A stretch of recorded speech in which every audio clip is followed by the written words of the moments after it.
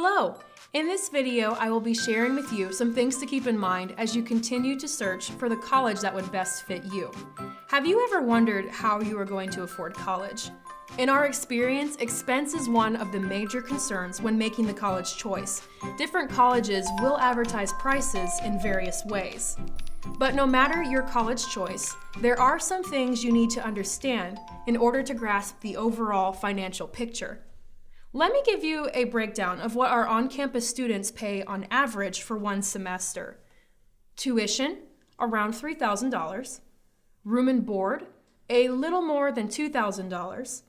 Fees, approximately $500, bringing this to an average of $5,500 for one semester.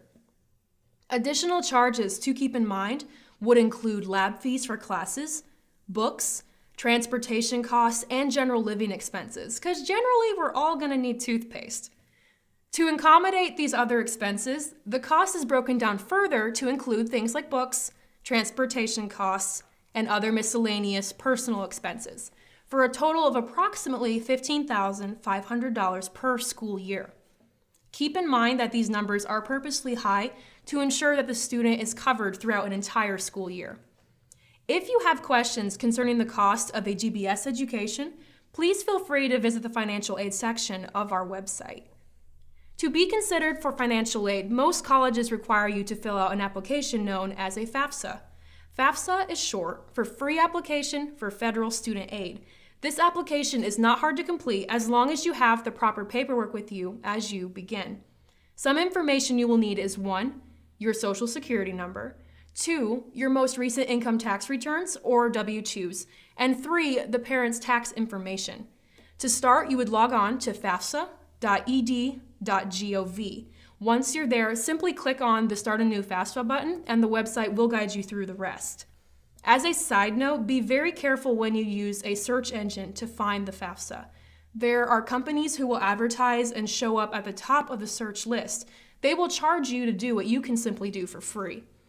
So now that your FAFSA is completed, you may be wondering what types of financial aid are available to you.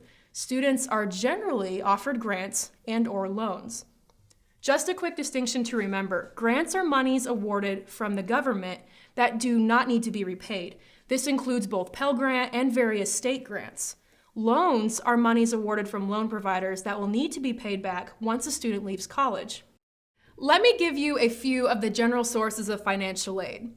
Number 1, federal aid. This type of aid includes grants or loans that come directly from the federal government. While parents can sign off on a loan for their child, students are generally given the option of both subsidized and unsubsidized loans. Subsidized loans do not accrue interest until 6 months after college graduation. Unsubsidized loans, however, begin accruing interest rates immediately. Number 2, state aid. This aid depends on what your particular state offers to college students. For Ohio, resident students with the right qualifications would qualify for additional grants. Number 3, institutional aid. This type of aid varies by school, but most schools offer merit-based scholarships, a work-study program, endowed scholarships, and other forms of aid. There are also multiple outside scholarship resources that are available to you.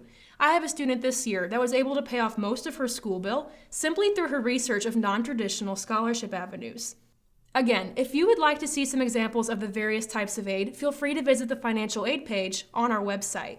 We are here to serve. If you have any questions, please feel free to contact us.